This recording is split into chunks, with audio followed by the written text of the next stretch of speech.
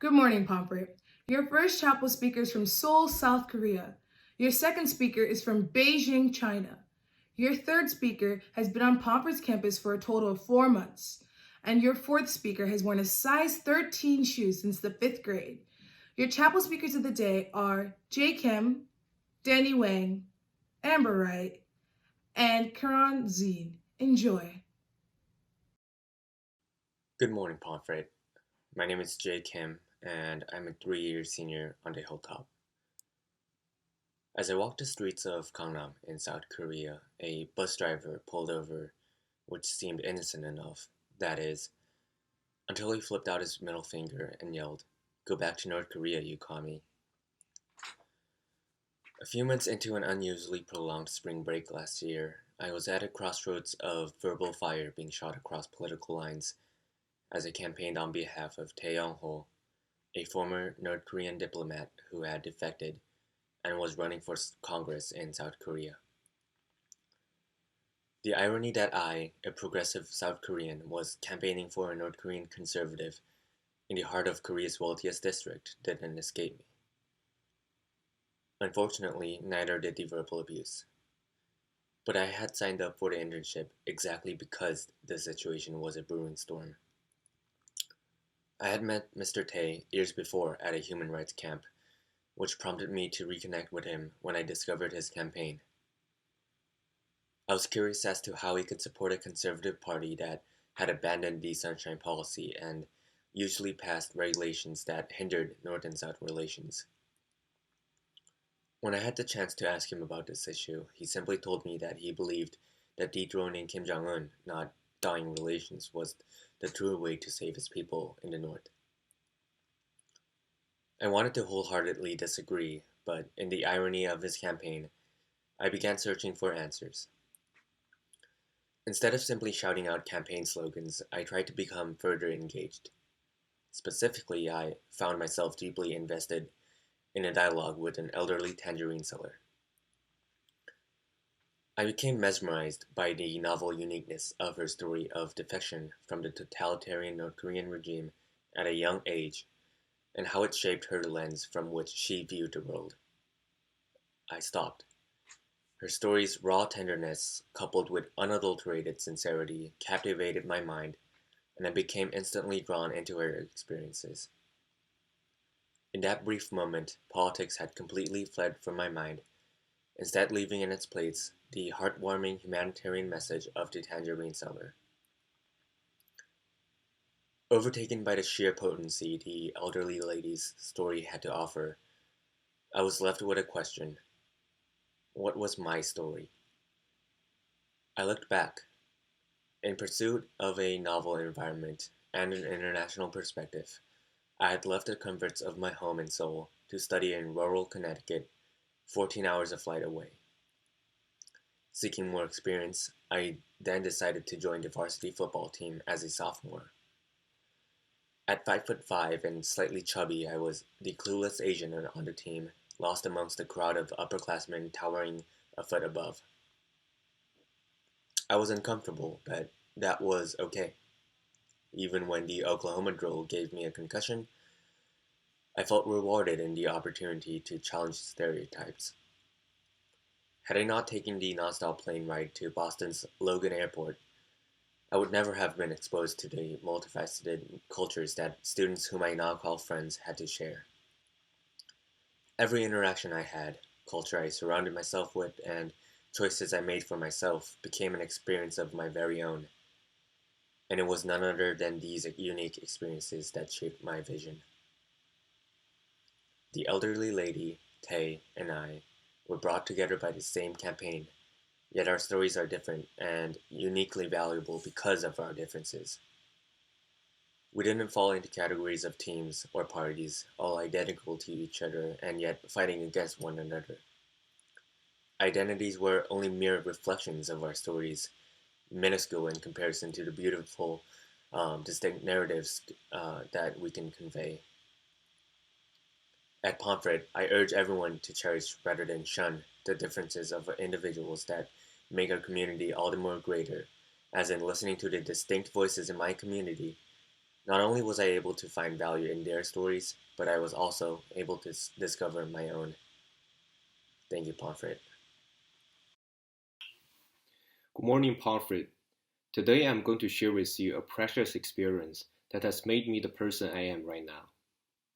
Since I was young, Ernest Hemingway's story, The Snows of Kilimanjaro, has deeply captivated me, in part for its depiction of the 6,000-meter tall Mount Kilimanjaro, whose western summit is so high, Hemingway says, the Massa call it House of God. Thus, I was excited to have an opportunity in the summer of 2018 to join 20 fellow students on a 7-day adventure to conquer Kilimanjaro. I could not have foreseen how the challenges I was to face would forever change my attitude towards life. During the initial days of climbing, my teammates and I marveled at the ever-changing panorama. As tropical rainforests gave way to vast savannas, then to desolate deserts, and finally to snowy ice fields, starry skies, and a sea of clouds. However, as the altitude increased and the temperature dropped to negative 30 degrees Celsius, we began to suffer from altitude sickness and hypothermia. While resting at the final camp, we met retreating climbers who told us that reaching the summit had proven too difficult. After all, said one, we can see it in pictures anyway. With these words echoing in my head, I thought of my mom, a successful entrepreneur.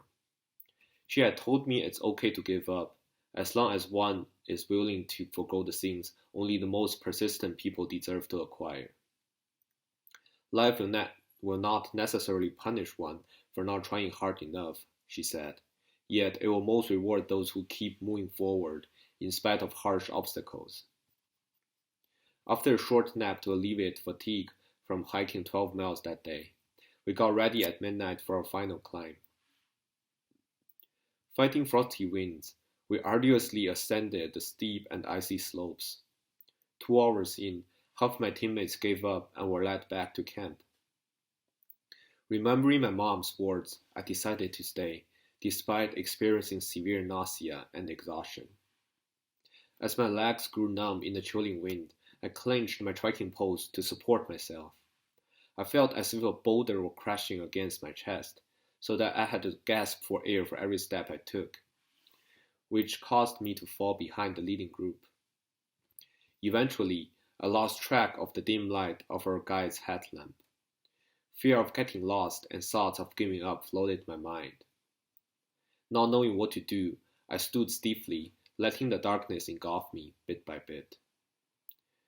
Ultimately, I realized I could only rely on myself at this hard moment. I repressed my longing to quit by envisioning what I would see when standing at the top of one of the world's tallest mountains.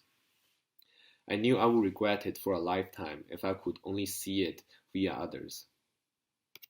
Counting my steps to divert my attention from my agony, I moved slowly forward on almost insensible legs. Luckily, I was discovered at last by a guide looking for stragglers. After 7 hours that seemed a lifetime, I finally got there, the House of God. Standing at the summit, where the sky and land connect, I saw a world stunningly beautiful under the dawn sunlight that pierced the clouds. Tears welled up in my eyes. It was not until that moment that I fully grasped the essence of my mom's teaching. Life does indeed have rewards awaiting those with the will to persist. This experience permanently altered my view on life. Since then, whenever I encounter harsh circumstances, I tell myself to persevere and not to give up, to hang on for one more day or hour or minute, as I did on the dark and icy slopes of Kilimanjaro. Man is not made for defeat, said Santiago, the hero of another Hemingway work. Like Santiago and like my mom, I now know the importance of continuing to press on, no matter the obstacles. While some may give up halfway, I will push forward to win the rewards only the most persistent can obtain. Thank you, and I hope that everyone who listened to my speech can persevere through the challenges in their lives and achieve ultimate success. Good morning, Pomfret. My name is Amber and I'm a 2-year senior here on the hilltop. This past winter, like every other senior, I spent the majority of my break working on college applications. Looking over the seemingly endless amounts of questions I was dreading completing, one stood out to me as a recurring normality in each.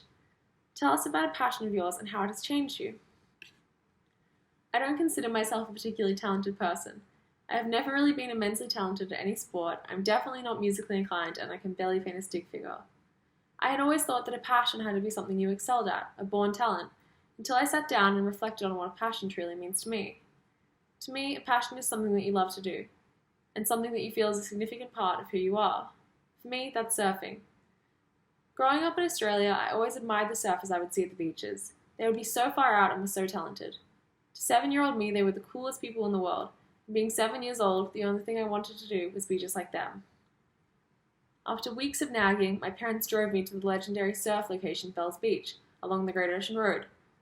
I got out of the car and looked at the 50 or so pro surfers in the 4-meter high crushing waves, and for some reason I felt ready. I ran down with a tiny hot pink surfboard that was my mum's when she was young, jumped in the water and had my try. The wave came and I felt ready. I paddled with all my energy and a small amount of strength, and it worked. I was so overly confident for someone talentless and immediately went to stand up. The wave knocked me over in mere seconds and I was tossed around the huge wave, being tugged by the board.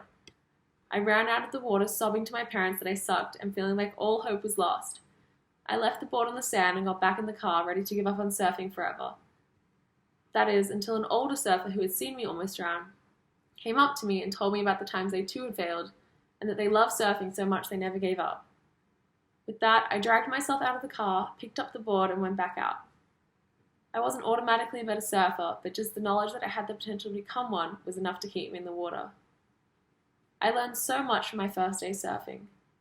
When you have a passion or a dream that you wish to pursue, you can't let anything stand in your way. We aren't defined by our failures, but how we choose to overcome them and grow into better versions of ourselves. Thank you, Pomfret. Hello, Pomfret. My name is Quron Zene Jr., and I am truly honored and blessed to share some of my life with you. Mark Twain once said, "The two most important days in your life are the day you were born and the day you figure out why." Obviously, I've checked one of those off. However, finding my identity outside of basketball has always been a struggle for me. Being the new kid on campus, before having verbal communication, people first had visual judgments about me. They assume I play basketball because I am tall, I walk funny, and I have a strong build. Yes, those may be the attributes of a basketball player. However, I am not just a basketball player. I am a student first, and I would not be where I am today without my education and my hard work in the classroom. I've worked hard to break out of the box that people want to put me in. Last year, my junior year of high school, I attended the Master's School in Simsbury, Connecticut. Master's is a very small school with about 300 kids, kindergarten through postgrad in total, and only about 30 kids in my grade. So it was easy to stand out in such a small school like that. All the students and faculty were nice and caring, and they would always check up on students if they looked down, and they would always go out their way to help students understand the materials in the classroom. So I shouldn't have been surprised when my art teacher helped me figure out who I am and who I have the potential to be. The spring of my junior year, I was forced to take art class because I needed the credits to graduate. I was hesitant to take the class because I have little artistic ability, but it was a requirement, so I tolerated the course. In my first day in class, we had to draw sneakers.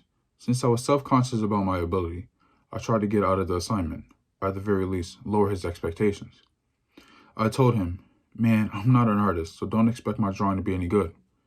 But he would respond, "You are an artist." This back and forth would happen almost every day, and I dreaded the hour-and-a-half class periods of drawing. I did not want to be there. I wanted to be in the basketball gym, working on my game, and I didn't see the value of doing something that I did not have the innate talent in. However, one day my art teacher finally explained to me why he continuously called me an artist. He said, "Quron, you are an artist. Basketball is an art to you because you try to perfect your abilities every day. Just like in art, you use your creativity on the court." He then went on to talk about colleges and where I planned on committing to. I told him, hopefully an Ivy League school. That was when he gave me life-changing advice. He told me that I am smart and not to let basketball be what defines me. He wanted me to step outside my comfort zone, to find myself outside of my sport, and to not let others project their assumptions on me. I am a child of God first, and then a student, and then a basketball player. There is more to me than just basketball, and I have been blessed to finally figure that out. Kobe Bryant once said that if he is only known for being a basketball player, then he failed in life. He wanted to be known as someone who inspired others and motivated them to accomplish their goals that seemed impossible. He wanted to write books and movies and host TV shows. Luckily, he was able to accomplish some of those things before his death. For me, I'm still trying to figure out my path. Am I a businessman? Am I an educator? Who knows? But I do know that life is more than basketball. Therefore, we must all find different passions and different hobbies to expose us to what makes us uncomfortable in pursuit of a greater purpose. Maybe mine is to play basketball and inspire others that way.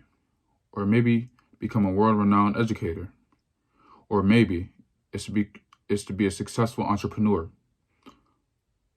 Only God knows my path. All I know is not to box myself in or limit myself in life. I am more than what people perceive me to be. Eventually, I will figure out the reason why I was born. That is my goal in life, to figure out the whys. It may be tomorrow, or it may be 10 years. Ralph Waldo Emerson said, "Do not go where the path may lead. Go instead where there is no path and leave a trail."